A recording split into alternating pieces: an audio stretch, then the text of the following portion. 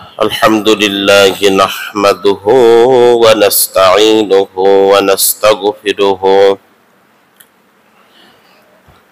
ونعوذ بالله من شرور أنفسنا ومن سيئات أعمالنا من يهده الله فلا مضل له ومن يضلله فلا هادي له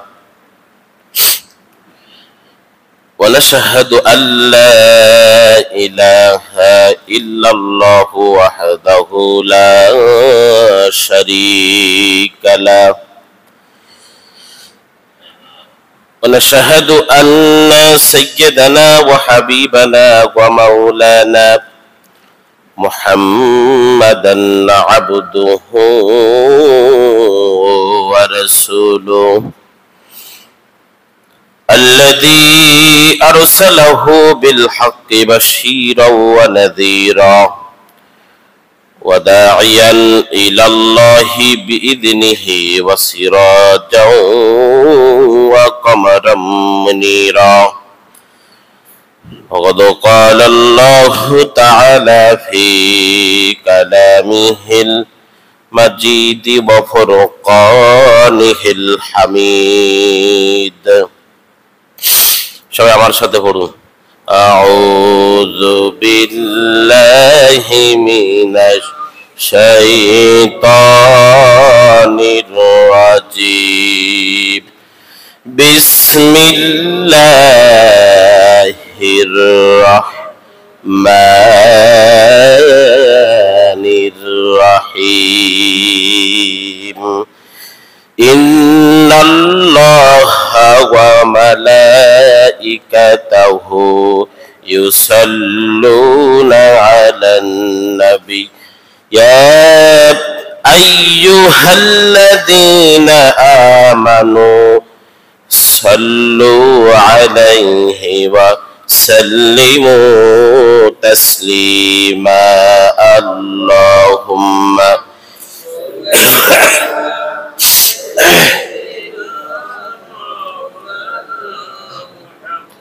وعلى آله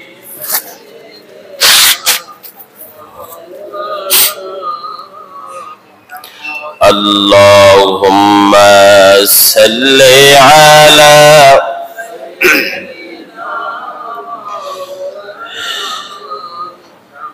وعلى آله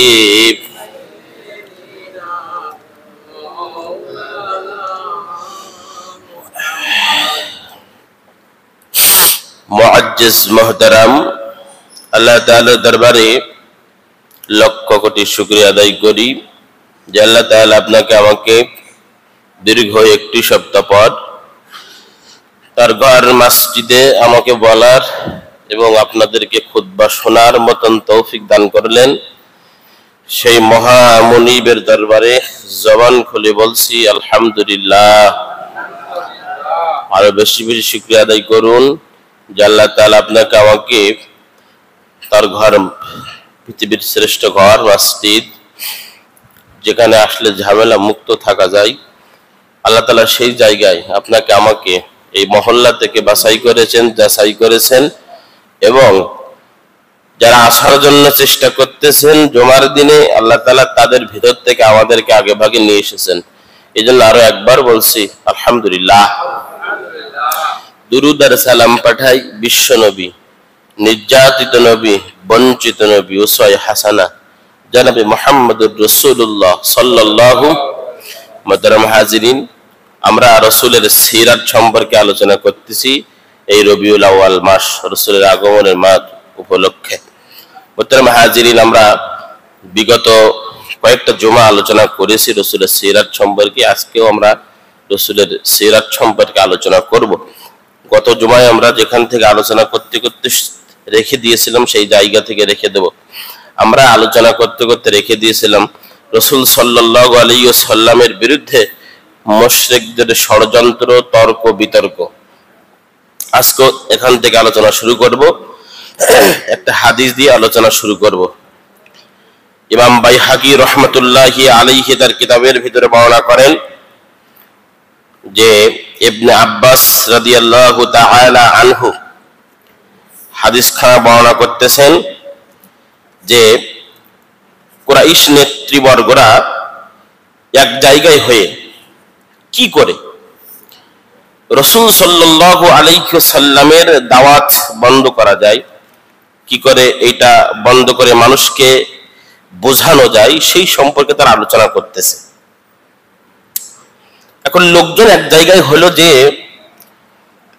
তখন কুরাইশের নেতৃবর্গরা রাসূল সাল্লাল্লাহু আলাইহি ওয়াসাল্লাম কাবা শরীফের ভিতরে মূর্তির বিরুদ্ধে কথা বলছে, উপাসনার বিরুদ্ধে কথা বলছে। তাদের বড় মূর্তির নাম ছিল লাত, উজ্জা, এই মূর্তিগুলোর বিরুদ্ধে কথা বলছে। এর আগে কোনোদিন কথা বলেনি।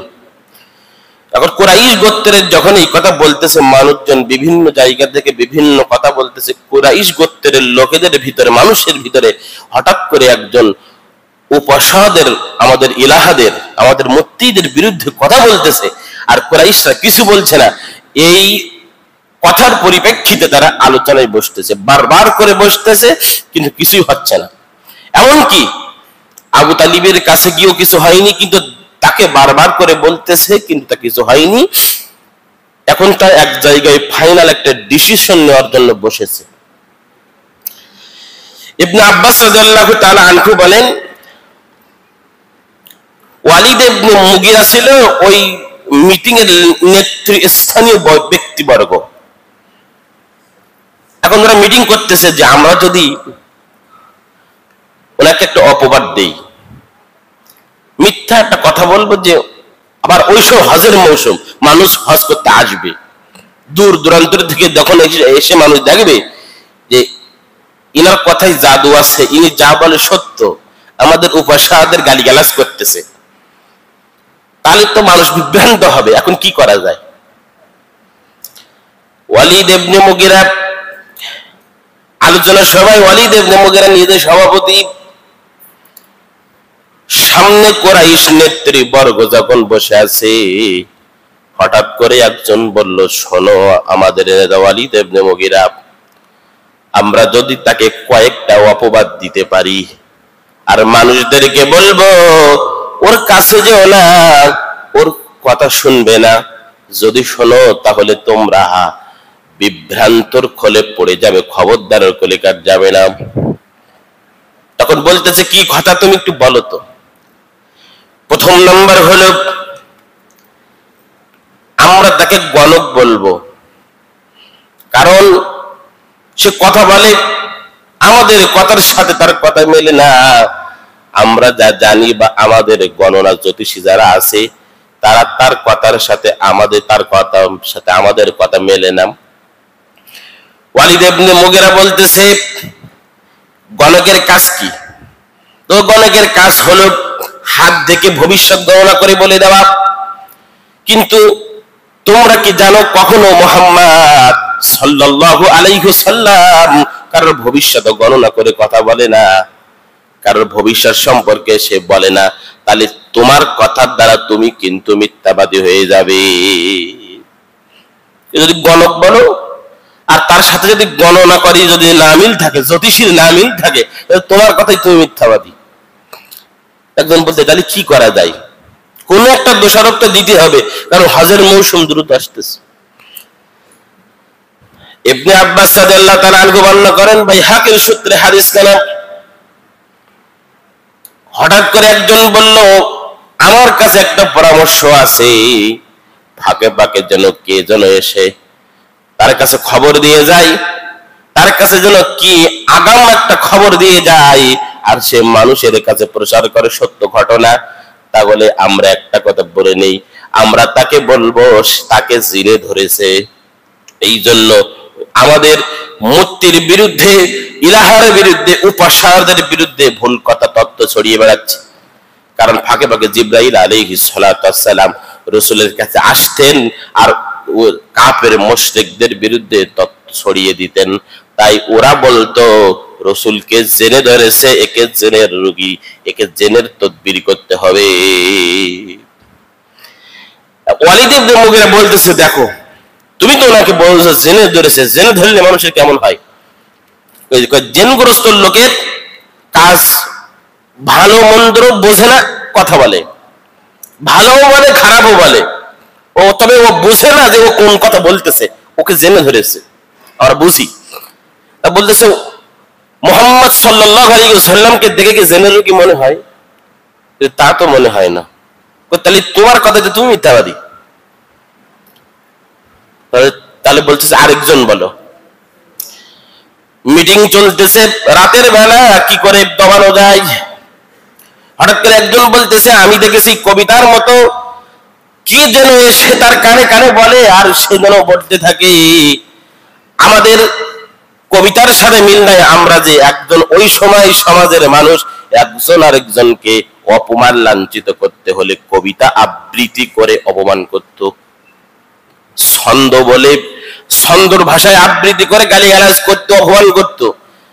তাহলে উনি যেটা বলে আমাদের ছন্দের সাথে মেলে না, যদি কবি বলি তাহলে আমরা তো ঠকে যাব, মিথ্যাবাদী বলবো।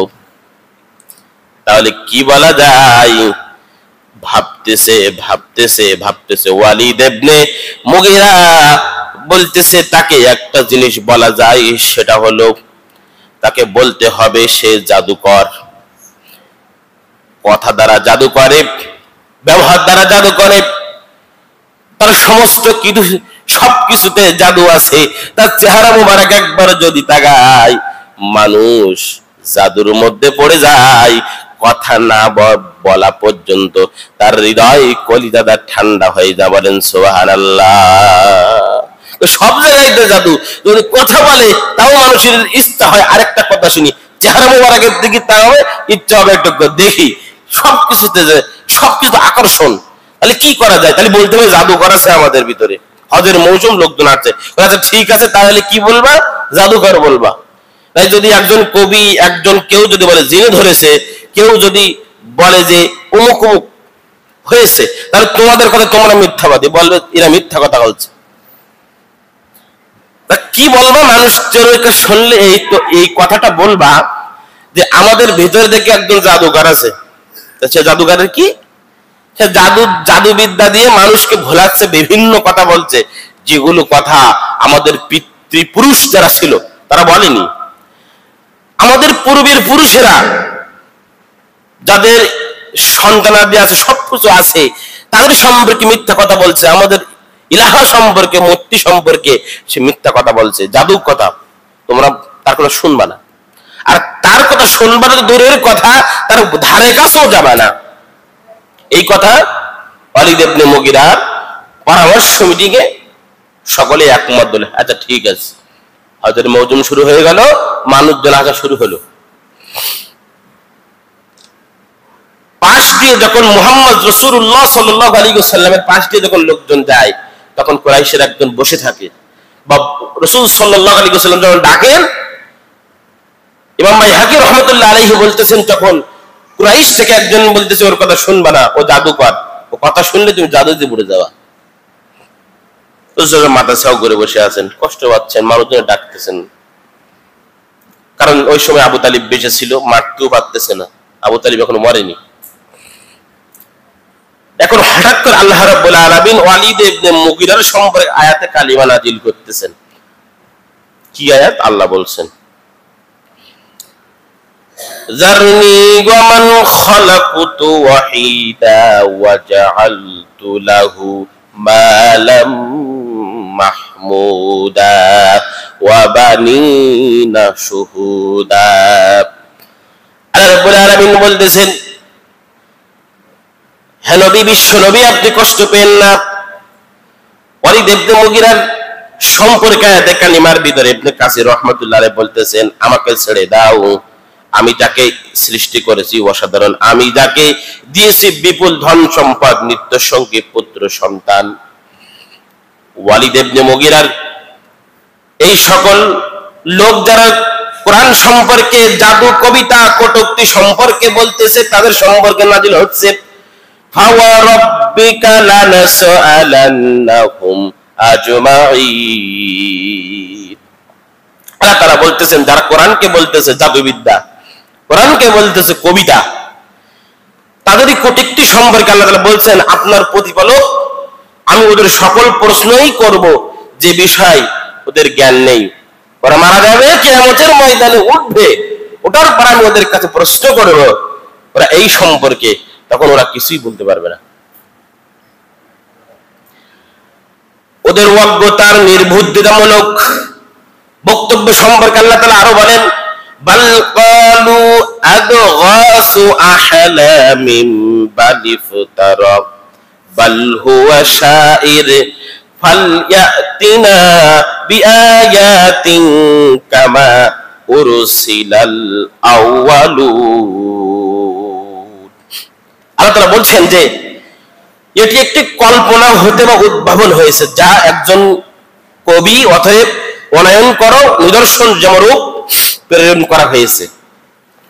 রাসূল সাল্লাল্লাহু আলাইহি ওয়াসাল্লামকে তার বিভিন্ন ভাবে রাসূলের সিরাত আদর্শ মানতে হলে আপনারা একটা বই পড়ুন, আপনারা একটা বই পড়ুন। রাসূলের আদর্শের বই পাওয়া যায়, বিভিন্ন বই পাওয়া যায়, যেটা হাতের মাথায় আছে পড়তে যদি পারেন তাহলে পড়ুন। আপনার বাড়ি যদি আপনার ছেলে পড়তে পারে, তার কাছ থেকে প্রতিদিন আধা ঘন্টা করে শুনুন রাসূলের জীবন আদর্শ কি, রাসূল কি কাজগুলো করেছেন, কি পরিচালিত হয়েছেন, কত জুলুম নির্যাতন সহ্য করেছেন, কত মার খেয়েছেন। আমি তো বলতেছি এটা নবুয়তের পরে, যখন প্রকাশ্যে দাওয়াত দিচ্ছে তখন কাফেরদের কি রকম ষড়যন্ত্র ছিল সে কথা বলতেছি। আমি আরেকটা তাফসীর থেকে আরেকটা ঘটনা কোট করলাম।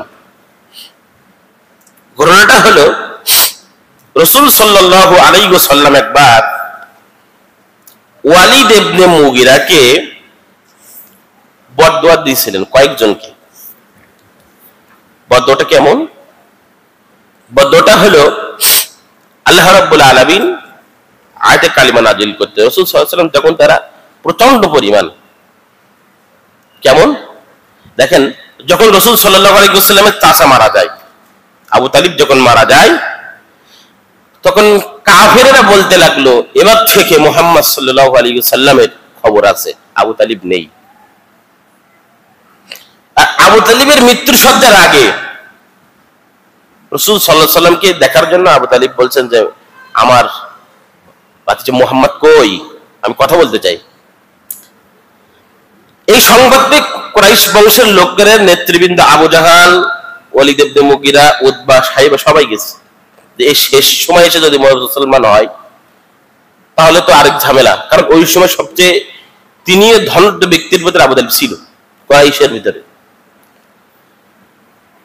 রাসূল সাল্লাল্লাহু আলাইহি ওয়াসাল্লাম আসতেছেন আর ওরা আগে থেকে বসে আছে পাশে, যে কি বলে। হঠাৎ করে রাসূল সাল্লাল্লাহু আলাইহি ওয়াসাল্লাম পাশে আছেন, রাসূল সাল্লাল্লাহু আলাইহি ওয়াসাল্লামকে বলতেছে মুহাম্মদ সাল্লাল্লাহু আলাইহি ওয়াসাল্লাম আমি তো মনে হয় বাঁচবো না, তা তুমি যে দাওয়াত দিচ্ছ এই দাওয়াত আপনারা বন্ধ রেখো, না হলে কুরাইশরা কিন্তু তোমাকে ছাড়বে না। তখন কুরাইশের নেতৃবর্গ যারা ছিল তারা হাঁটতেছে, না ঠিকই কথা কইছে। তখন হঠাৎ করে পাশ থেকে আবু তালিবকে বলতেছে চাচা সব সময় আমাকে বাঁচালে, মৃত্যুর পর্যায়ে চলে এসেছেন, একটা অনুরোধ করে যাই, আপনি একবার কালেমা পড়েন। কালেমা যদি আপনি পড়েন কাল কিয়ামতের ময়দানে আমি রব্বুল আলামিনের কাছে বলে সুপারিশ করে, স্পেশাল ভাবে সুপারিশ করে আপনাকে মাপ পাবো। শুধু একবার যদি জোরে পড়তে ভয় করে তাহলে আমার কানে কানে একবার বলেন লা ইলাহা ইল্লাল্লাহ, আমি রাসূল স্বীকার করার দরকার নেই, শুধু একবার বলেন লা ইলাহা ইল্লাল্লাহ। হঠাৎ করে আবু জাহাল বলতেছে নেতাজি কোন সময় ইসলাম গ্রহণ করলে না, এর আগে তুমি তোমার ভাইপোকে বাঁচিয়েছো, কিছু বলি নাই, তোমার জন্য গায়ে হাত দেই নাই। মৃত্যুর আগে যদি তুমি ইসলাম গ্রহণ করো, ওই মুহাম্মদ সাল্লাল্লাহু আলাইহি ওয়াসাল্লামের ধর্ম যদি গ্রহণ করে নাও, এই কুরাইশ বংশের ঐতিহ্য নষ্ট করে দিচ্ছ তুমি ভাই, খবরদার তোমার হাতে ধরি পায়ে ধরি এই কাজ করবা না। তবে আরেকটা হাদিসে বর্ণনা আছে হাদিসটা যে আবু তালিব আস্তে আস্তে পড়লেন, তবে ওইটা শুনে নাই। ওরই পরিপ্রেক্ষিতে একটা আয়াত নাজিল হয়েছিল যে কালিমা যে মুখ দিয়ে উচ্চারণ করে নাই সেটা আল্লাহ শুনে নাই, এই জন্য ওনাকে শাস্তি দেওয়া হবে। এবার যখন ওইভাবে মারা গেল, নির্যাতন জুলুম যখন চলতেছে, চলারত অবস্থায় তারা যখন ঠাট্টা বিদ্রোহ কেমন করতে লাগলো, এখন রাসূল সাল্লাল্লাহু আলাইহি ওয়াসাল্লামের চাচা যখন মারা গেলেন, মারা যাওয়ার পরে দেখেন কুরাইশরা কত নির্যাতন করেছে রাসূল সাল্লাল্লাহু আলাইহি ওয়াসাল্লামকে। আপনাদেরকে বোঝায়, যখন এই কথা কিছুদিন পার হলো,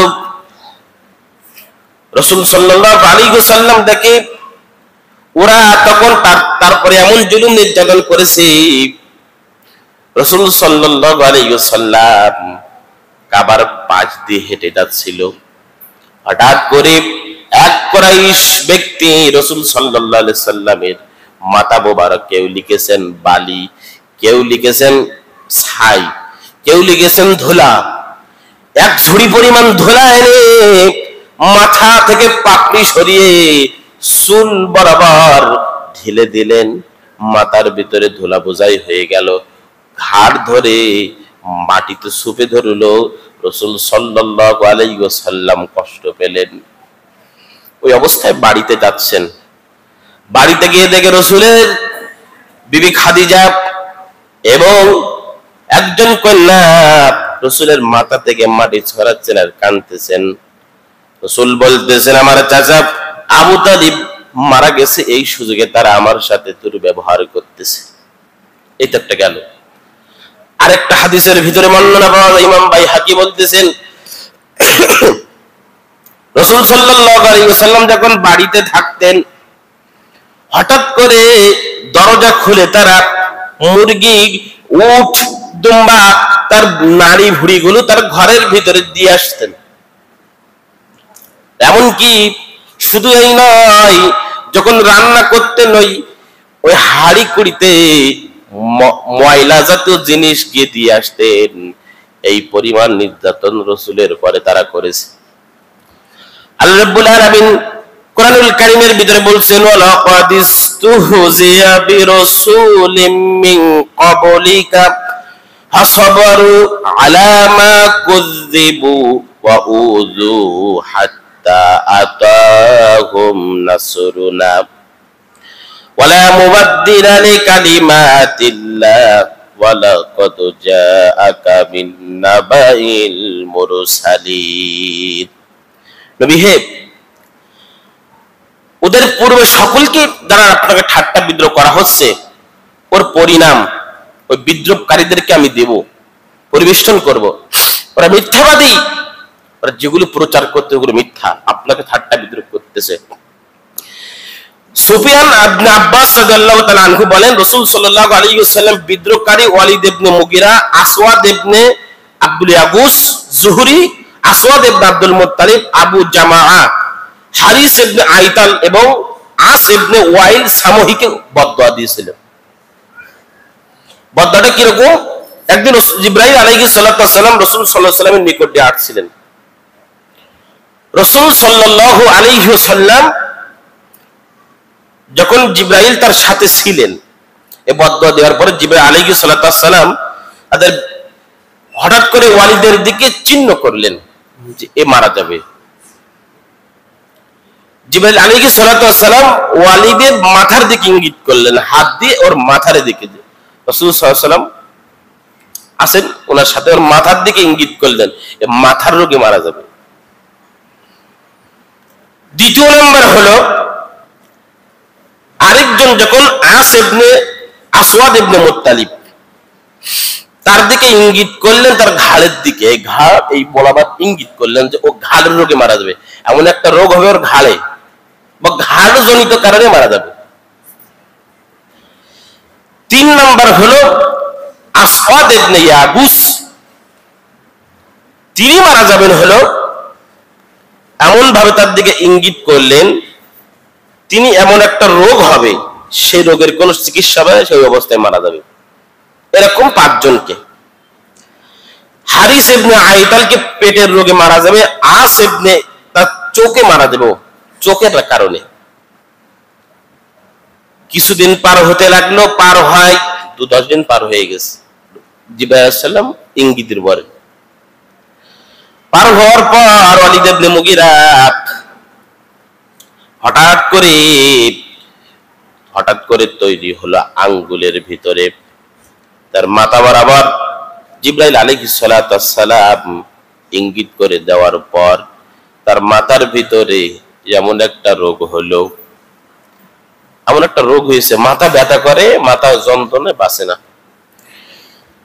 রাসূল সাল্লাল্লাহু আলাইহি ওয়াসাল্লাম বর্ণনা করতেছেন যে তাদের মাথার, ওয়ালিদের মাথায় আঙ্গুল পরিমাণ এত রোগ হলো, তার মাথার কারণে সে মারা গেল।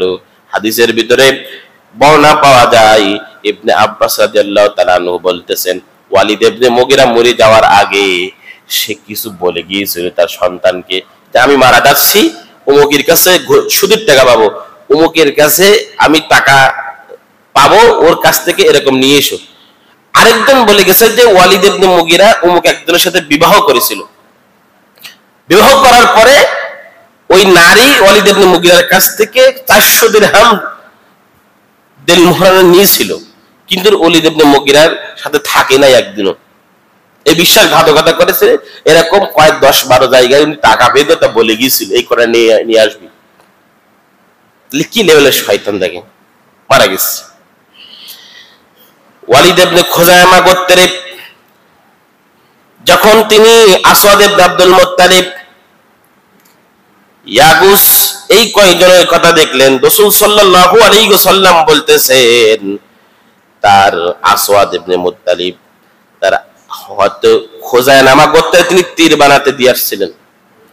হঠাৎ করে ওই তীরের কোন রকম একটু আঙ্গুলের আগায় লাগে, আঙ্গুলের আগায় লাগার পর আঙ্গুলে এত পরিমাণ একটা রোগ হয়, ওই রোগ থেকে ঘাড়ে আসে, ঘাড়ে এত পরিমাণ ঘা হয়, ওই ঘাড় কারণেও মারা গিয়েছে, ওই ঘাড় এই কারণে মারা গিয়েছে।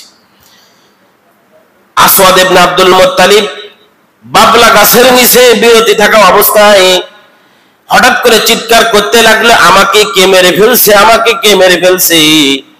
এই অবস্থায় চিৎকার করতে করতে কাটা বনে গিয়ে মারা গেল। এই 5 জন ব্যক্তি মারা গেছে। আয়তাল ইবনে, তার পেটের ভিতরে এমন রোগ হলো, রোগের আক্রান্ত হয়ে সে মারা গেছে। ইবনে আব্বাস রাদিয়াল্লাহু তাআলা হাদিস খানা বর্ণনা করতেছে। এর কয়েকটা বিবরণ আছে, আর এই যুদ্ধের আবার কয়েকটা হাদিস আছে, তবে এইটা হাদিসটা পরিশুদ্ধ আকারে ইবনে কাসির রাহমাতুল্লাহ আলাইহি তার কিতাবের ভিতরে উল্লেখ করেছেন। মোহতারাম হাজিরিন, রাসূলের জীবন আদর্শ আরো অনেক, এটা কেবল শুরু। রাসূল সাল্লাল্লাহু আলাইহি ওয়াসাল্লাম আবিসিনিয়ায় হিজরত করাইছেন বহুত সাহাবীকে। রাসূল সাল্লাল্লাহু আলাইহি ওয়াসাল্লাম দেখলেন যে যখন কুরাইশ গোত্রের যারা নতুন মুসলমান হতো বিভিন্ন গোত্রে, তাদেরকে মানুষ ধরে ধরে মারতো। আইন করে দেওয়া হয়েছিল যারা নতুন মুসলমান হয়েছে তারা একটা চার্ট তৈরি করে তাদেরকে মারতো। রাসূল সাল্লাল্লাহু আলাইহি ওয়াসাল্লাম বলছে, ঠিক আছে, তোমরা এখান থেকে অমুক জায়গায় বাদশা নাজ্জাসির একটা দরবার আছে, একটা রাজ্য আছে, ওখানে মুসলমানের মধ্যে জুলুম হয় না, ওখানে চলে যাও। রাসূল সাল্লাল্লাহু আলাইহি ওয়াসাল্লাম প্রথমে লিখলেন 80 জন পুরুষ, 2 জন মহিলা, 3 জন মহিলা, এরকম তারা চলে গেলেন। নির্দিষ্ট বর্ণনা আসে নাই। ঐতিহাসিক গণের মতে তারা এখান থেকে চলে গেলেন। বেশ, এই আবু সিয়ে যাওয়ার পরে বাদশা নাজ্জাসি দরবারে গেলেন, যাওয়ার পরে বলতেছে আমরা অমুক জায়গা থেকে এসেছি আপনার দরবারে। রাসূলের তারা ওর কাছে বললেন যে ঠিক আছে। এবার কুরাইশরা এইখান থেকে জানতে পারে যে ওরা ওইখানে চলে গেছে। কুরাইশরা নেতৃবর্গ এক জায়গায় হয়ে বলল যে এইখান থেকে ওদেরকে নিয়ে আসতে হবে। ওরা এইখান থেকে চলে গেল, অনেক দূরের পথ, এরা কষ্ট করে গিয়েছে, আর এখান থেকে ওরা দলবল গেল ওরাদেরকে আনতে। বলে কি বলবা? বলবা আগে কিছু হাদিয়া নিয়ে যাও, বাদশা নাজ্জাসিরকে দিবা, সবার আগে তাকে দিবা, টাকা পয়সা অর্থ সব এরকম কিছু জাতীয় জিনিস নিয়ে গেল। নিয়ে যাওয়ার পরে বলে তাকে দেওয়ার পরে বলবা আমাদের গোত্র থেকে লোকজন এখানে চলে আসছে, তাকে ফেরাতে নিয়ে আসছে। এখন এই কথা তারা চলে গেল, একই কথা বললো, বলার পরে বলতেছে আচ্ছা ঠিক আছে, আমি ওদেরকে ডাকতেছি। ওদের ডাকা হলেও বলল মক্কা থেকে লোক আসছে, আপনারা নাকি ওনাদের গোত্র থেকে পালাই চলে আসছেন। বল বাদশাহ, তারা আমাদের পর জুলুম করেছে, নির্যাতন করেছে, এই জন্য আপনার দরবারে এসেছি, আপনি আমাদের আশ্রয় দাতা। এই কথা শোনা মাত্র তারা বলতে, বাদশাহ নাজ্জাশী বলছে আচ্ছা ঠিক আছে, তোমরা ভেবো না, টেনশন করো না। বললো তারা যদি যেতে চায় যাবে, না যেতে চাই কেউ নিয়ে যেতে পারবে না। বাদশাহ নাজ্জাশীর কথা শুনে বলছে ঠিক আছে, তাদের সামনাসামনি হলো। বলে তোমরা কি যেতে চাও ওদের সাথে? বললো না, আমরা ওদের সাথে যেতে চাই না, ওরা আমাদেরকে মারে, জুলুম করে, নির্যাতন করে। আমাদের একজন নবী আছে মুহাম্মদ সাল্লাল্লাহু আলাইহি ওয়াসাল্লাম, তাকেও নির্যাতন করে, তার আদেশে আমরা এখানে এসেছি। হঠাৎ করে একজন বলল ওদের কাছে শুনুন, ওরা আপনার ধর্মে, খ্রিস্টান ধর্মে অস্বীকার করে, ঈসা আলাইহিস সালামকে মানে না, একথা বলতেছে। তখন বলল তাই নাকি? তখন বলল তোমরা কি ঈসা আলাইহিস সালামকে মানো না? তো বলল অবশ্যই মানি, ঈসা আল্লাহ তাআলার নবী, মারিয়াম তার মা, আল্লাহ তাআলা তার বাবা ছাড়া তৈরি করেছেন, আমরা তাকে অবশ্যই মানি। এই কথা বলার পরে মক্কার কুরাইশদের বলল তোমরা চলে যাও, ওরা যাবে না, ওরা এখানে থাকবে যতদিন পারে, ওরা নিজের ইচ্ছায় যতদিন না যাবে ততদিন এখানে থাকবে। বলার পর তারা বাদশাহ নাজ্জাশীর দরবার থেকে চলে গেল। বলল বাদশাহ আমাদেরকেই বলেছে, রাসূল পরবর্তীতে মক্কা থেকে মদিনা হিজরত করার পর বাদশাহ নাজ্জাশীর দরবারে তারা বলতেছে আমাদের রাসূল মদিনায় এসেছে। ওইখান থেকে বাদশাহ নাজ্জাশী তাদেরকে সুন্দর ব্যবস্থা করে মদিনায় পাঠিয়ে দেয়। সংক্ষেপ ঘটনা, আরো অনেক বড়। তো রাসূলের জীবনের ইতিহাস আরো অনেক, গোটা মাস ব্যাপী যদি আলোচনা করা হয় ফুরাবে না। অনেক অনেক শিক্ষা, রাসূলের জীবন ইতিহাস না পড়লে আপনি অবাক হয়ে যাবেন। আর আমাদের চরিত্র, আমাদের রাসূলের জীবনের থেকে কোন চরিত্রটা আমাদের নিজের জীবনে আমরা মেলাতেছি? আজকে বাড়ি গিয়ে ভাবেন যে রাসূলের কোন একটা চরিত্র আপনি যেটা জানেন না সেটা না, আপনি যেটা জানেন যে রাসূল এই কাজটা করেছে, এই কাজটা আমি করি, আজকে বলবেন বাড়ি গিয়ে। আপনি তো শুধু বলেন রাসূল আমার সুপারিশ করবে কাল কিয়ামতের ময়দানে, রাসূল আমার সুপারিশ করে জান্নাতে নেবে। মরে যাওয়ার সময় সাক্ষী দিয়ে আসেন বিসমিল্লাহি ওয়ালা মিল্লাতি রাসূলকে মাটি দেন, মনে করে রাসূলের দরবারে দেন। তা আপনার জীবনে কটা সুন্নাত রাসূল বা রাসূলের আদর্শ কটা মেনেছেন? গুনবেন বাড়ি গিয়ে। আপনি কটা মেনেছেন? আপনার সন্তানকে কয়টা মানিয়েছেন? আপনার ঘরের মেয়ে, ঘরের স্ত্রীকে কটা মানানোর চেষ্টা করেছেন? এটা হিসাব করেন। যদি হিসাব করেন বাড়ি যাবে। আপনি মানবেন না, আবার রাসূলের সুপারিশ চাবেন, সস্তা হয়ে গেল নাকি? রাসূলের সুন্নাহ, রাসূল যে আদর্শ রেখে গেছেন তার একটাও মানবেন না। একটা দুটো মানার ওসিলা করবেন যে রাসূলুল্লাহ আপনি আপনার সুন্নাত কয়েকটা মেনেছে, আদর্শ মেনেছে, আমার মাফ করেন, তাও তো নেই। তা কোন ওসিলায় আপনি রাসূলের সুন্নাহ চান? আরো কি করে রাসূলের সুন্নাহকে লাঞ্ছিত করা যায়, অপমান করা যায়, সেই চেষ্টা করেন। আর নিজে তো মানেনই না, আর পাঁচজন যদি মানার চেষ্টা করে তাও এও করেন, লাঞ্ছিত করেন, অপমান করেন, এই কাজগুলো করেন। সবচেয়ে মাথায় রাখবেন একটা কথা, নিজে মানেন না, কিন্তু আরেকজন যখন মানে তার পিছনে লেগে যাবেন না। নিজে তো মানেন না, কিন্তু আরেকজন মানার চেষ্টা করতেছে, তার ভয় লেগে যাবে। তার কি করে তার এবার খারাপ কথা কোন বের করবে? ও কি খারাপ মানুষ ছিল, ও খারাপ তাক যা তাকো, ও রাসূলের সুন্নাহ মানতেছে, একটা মেনেছে কাল দুইটা মেনেছে তিনটা মানবে। তোমার যদি ভুল ধরার দরকার হয় তার কলে কাজ গিয়ে বলো, তবে যে বলার আগে তুমি ও যদি তিনটা মানে তুমি পাঁচটা মানার পরে বলো, এই কাজটা করো।